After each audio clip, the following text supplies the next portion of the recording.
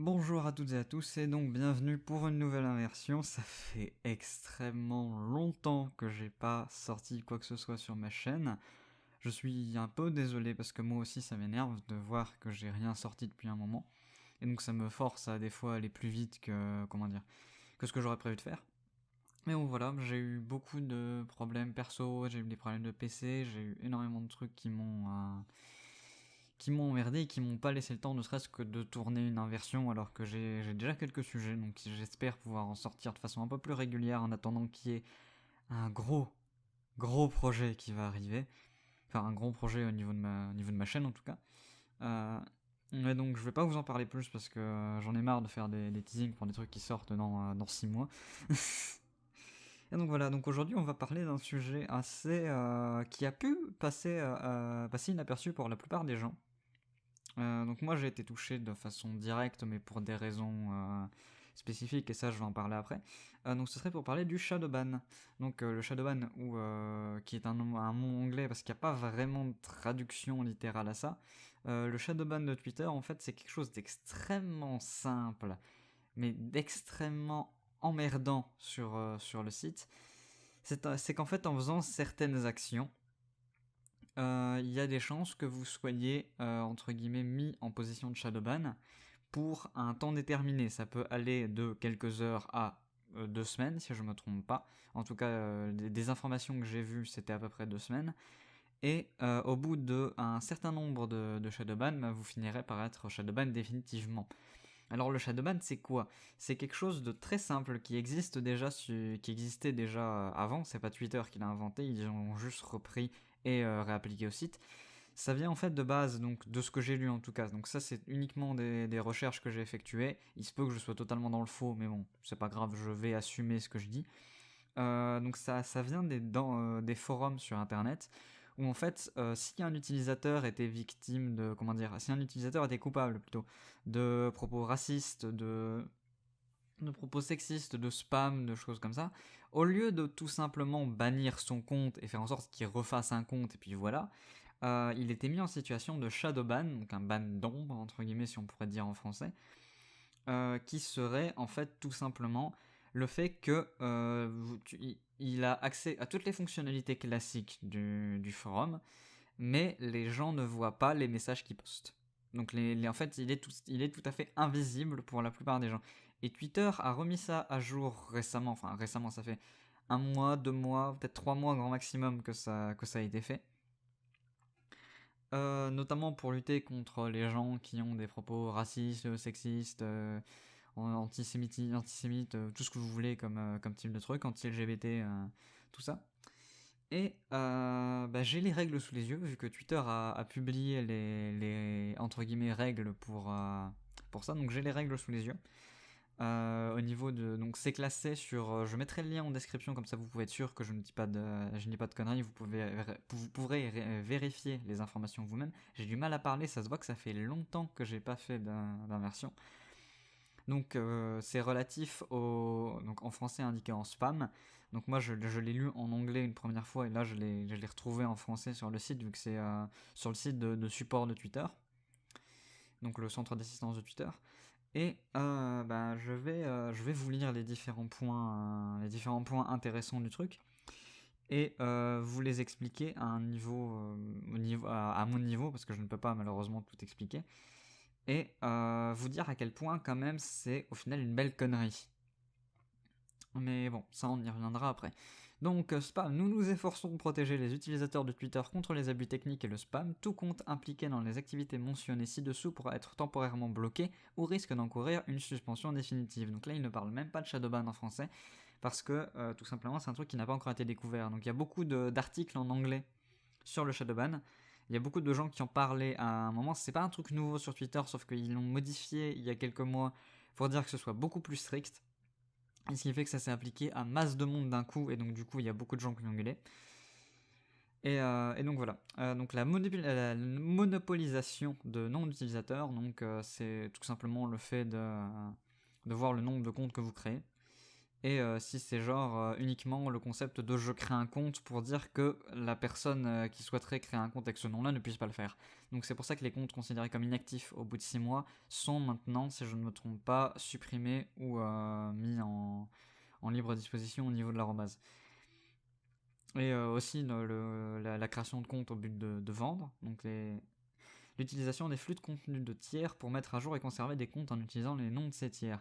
Donc ça oui, donc c'est le fait de poster par exemple un message en sachant que c'est tous les 6 mois, ce serait par exemple de poster un message tous les 5 mois pour être sûr de garder l'arrobase, ce genre de choses, des trucs programmés à l'avance en fait tout simplement. Donc les spams d'invitation. Donc vous ne devez pas utiliser l'importation de contact du carnet d'adresse de twitter.com pour envoyer un grand nombre d'invitations de manière répétée. Donc tu ne peux pas demander à des gens plusieurs fois de te rejoindre sur Twitter. Ce qui est un peu débile parce qu'au final c'est ce qui pourrait te permettre d'obtenir plus d'utilisateurs et donc de gagner plus de pubs vu que Twitter génère principalement du contenu avec les contenus sponsorisés entre guillemets. Parce que c'est pas vraiment du contenu sponsorisé, mais si vous voulez vraiment aller voir tout ce qui est pourquoi on utilise le terme sponsorisé, je vous conseille la vidéo d'un drop un drop dans la mare qui a fait une vidéo récemment à ce sujet-là. Donc excusez-moi pour mes paroles, tout ça, il fait très chaud, donc il y a des chances que je m'arrête de temps en temps pour boire.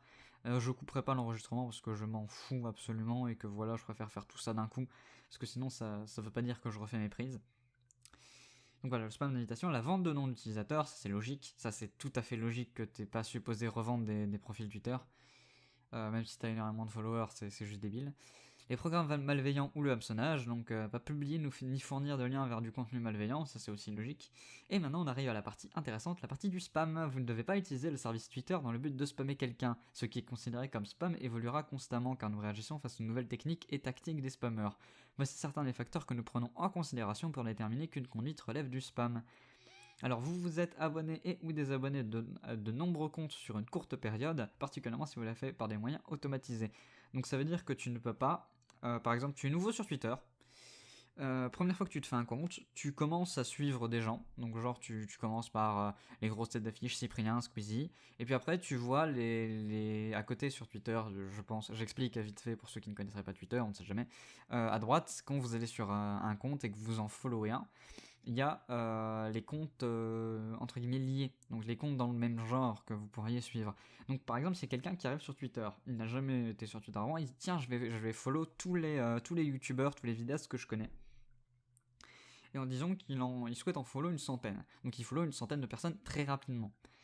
Il y a des chances qu'il se fasse shadowban alors qu'il a juste suivi des gens qu'il souhaitait suivre. Parce que Twitter a considéré que c'était trop rapide, entre guillemets, pour dire de ne pas être considéré comme du spam. C'est totalement débile. Donc vous vous abonnez à des comptes, puis vous désabonnez de manière répétée, dans le but de cumuler plus d'abonnés ou d'attirer davantage l'attention sur votre profil. Alors je pense que ça c'est déjà arrivé à tout le monde une fois. Malencontreusement de s'abonner à un profil, de se désabonner en vitesse parce qu'on voulait pas s'abonner. Je pense pas qu'ils prennent ça en compte et que c'est vraiment si c'est vraiment abusé du genre 10 fois, 15 fois histoire d'essayer d'attirer l'attention de la personne sur vous. Ça c'est tout à fait... Ça je trouve ça normal à ce niveau-là. Vos mises à jour consistent principalement en des liens et non en des messages personnels. Oui, mais donc ça veut dire que tu ne peux pas juste passer des photos par exemple, parce que les photos sont considérées comme des liens pour Twitter, parce que sur chaque photo vous avez de toute façon un lien, le lien vers l'image.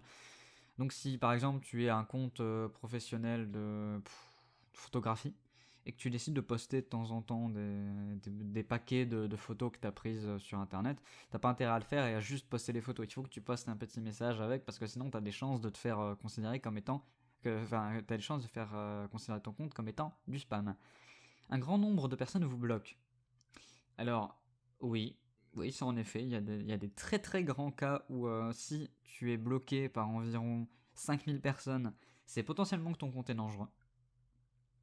Après, moi je vois ça du point de vue par exemple on va dire, il y a eu un drama quelconque, même si ça m'intéresse pas en règle générale, j'essaie de me tenir éloigné de ça pour le moment. Il y a eu un drama entre deux youtubeurs, un à 100 000 et un à 20 000, on va dire. Je prends deux chiffres absolument au hasard. Le youtubeur à 100 000 donc décide de dire mais allez report le profil de ce gars et bloquez-le. Il suffit qu'il y ait genre 1000, 2000 personnes qui décident de le faire s'il est follow par environ on va dire 10 000 personnes pour que tu aies des chances d'être considéré comme spam et de voir ton compte réduit à rien pour ça. Donc ça donne beaucoup trop de, comment dire, de pouvoir à des personnes qui ont beaucoup d'abonnés.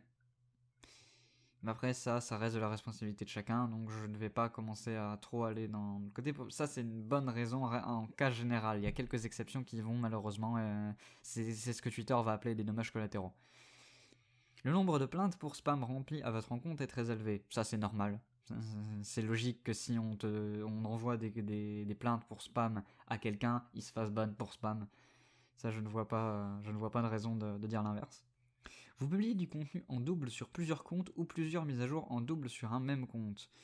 Alors, vous publiez du contenu en double sur plusieurs comptes, ça je comprends tout à fait, ou plusieurs mises à jour en double sur un même compte. Je ne comprends pas là-dessus. Là, sincèrement, Twitter, il va falloir que tu t'expliques. Parce que publier plusieurs contenus en double, par exemple, si vous avez, on va dire, quelqu'un qui décide de faire beaucoup de comptes pour dire décider d'avoir une grande visibilité à la part d'un vidéaste qui poste le même message en boucle avec plusieurs comptes, ça je comprends tout à fait. Par contre, plusieurs mises à jour. Déjà, il va falloir définir ce que Twitter souhaitait dire comme mise à jour en double sur un seul compte. C'est bizarre. C'est très bizarre. Donc, vous publiez plusieurs mises à jour sur un hashtag n'ayant en fait aucun rapport avec le sujet en question, une tendance ou une tendance sponsorisée.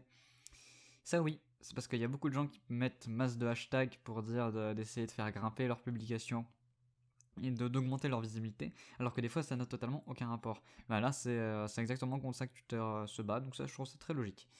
Vous envoyez un grand nombre de réponses ou de mentions en double. Alors là je vais parler d'un cas personnel, donc c'est le niveau 0 de la preuve, hein, on va bien se mettre d'accord. Je pense que c'est déjà arrivé à pas mal de gens que tu envoies un message, que Twitter bug, et l'envoie, et tu donc ne l'envoies pas, donc tu réécris le message et tu le renvoies, Twitter rebug, donc, et au final, il y a les 5 messages qui se postent d'un coup, qui sont exactement le même, vu que tu les as repostés. C'est déjà arrivé, ça c'est des bugs inhérents à Twitter, donc j'espère juste qu'ils prendront ça en compte. Vous envoyez un grand nombre de réponses ou de mentions non sollicitées. Va falloir m'expliquer le concept de réponse ou mention non sollicitée. C'est quoi? C'est genre quelqu'un te dit avant de l'enlever de la discussion? Ou c'est juste que tu envoies beaucoup de réponses à quelqu'un et qui te répond pas? Dans ce cas-là, oui, malheureusement, voilà, c'est Twitter. Donc bon, si tu commences à envoyer énormément de réponses à des tweets d'Antoine Daniel et Cyprien, t'étonnes pas pas avoir de réponse. Ça, voilà, c'est normal. Vous ajoutez dans la liste un grand nombre d'utilisateurs n'ayant aucun rapport avec celle-ci. Alors ça dépend. Je vois pas comment Twitter peut savoir exactement euh, à quoi servent les listes et le rapport qu'ont les gens avec les listes dans lesquelles ils sont présents. Excepté si la personne te demande d'être enlevé d'une liste. Je sais même pas si c'est possible d'être enlevé d'une liste, en vrai. Parce que les listes, c'est un système que j'utilise pas. Parce que je ne vois pas l'intérêt des listes. Et j'utilise TweetDeck, donc les listes pourraient m'être utiles, mais non, ça me sert absolument à rien. Et donc voilà, je ne vois pas du tout l'intérêt de ça, et je ne vois pas comment Twitter peut savoir si tu as une raison d'être dans une liste ou pas. Dans ce cas-là, il y a beaucoup de gens qui devraient être, comment dire, des listes dans lesquelles je suis qui devraient être enlevées, parce que j'ai publié une fois un truc pour parler d'un jeu, ou parler d'un truc, et donc j'ai été mis dans 25 milliards de listes à la con. En rapport avec ça. Je suis même dans des listes influenceurs, pour dire à quel point c'est n'importe quoi. Et donc voilà, je ne vois pas du tout comment Twitter peut savoir ça. Vous créez de manière répétée du contenu faux ou trompeur. Comment Twitter peut savoir que du contenu est faux, excepté s'il y a des liens?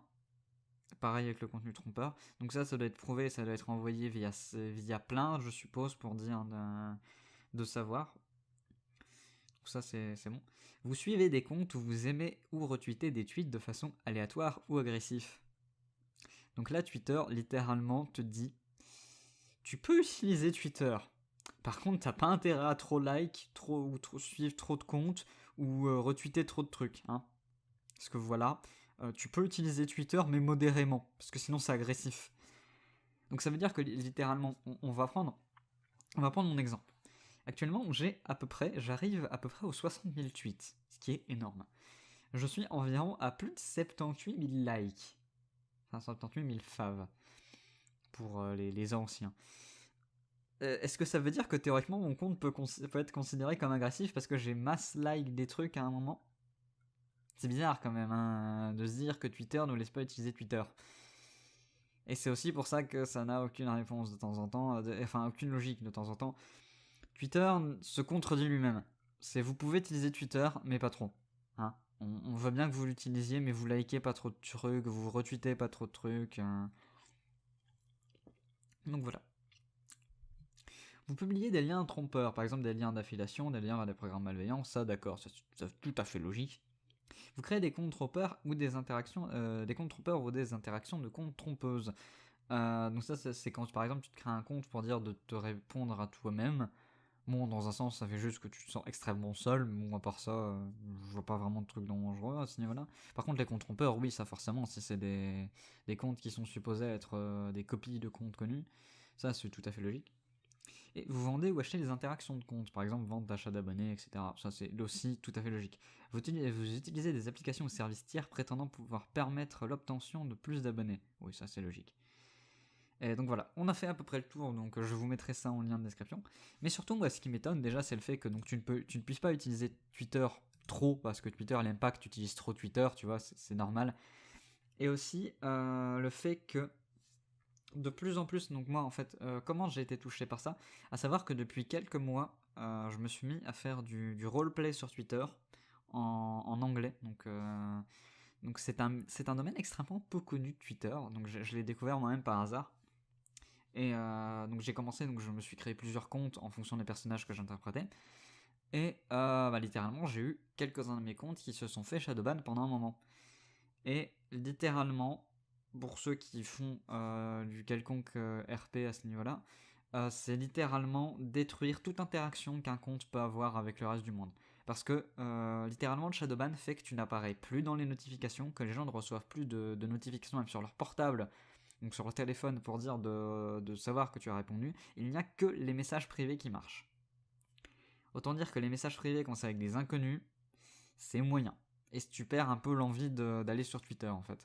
Donc dans un sens c'est une bonne idée, mais le problème c'est que c'est fait de façon tellement aléatoire et des fois sans raison, parce que j'ai vu sur Twitter le nombre de comptes qui sont littéralement des comptes de porn, qui postent des images absolument interdites, moins de 18, etc., qui ne se font absolument pas toucher par ça.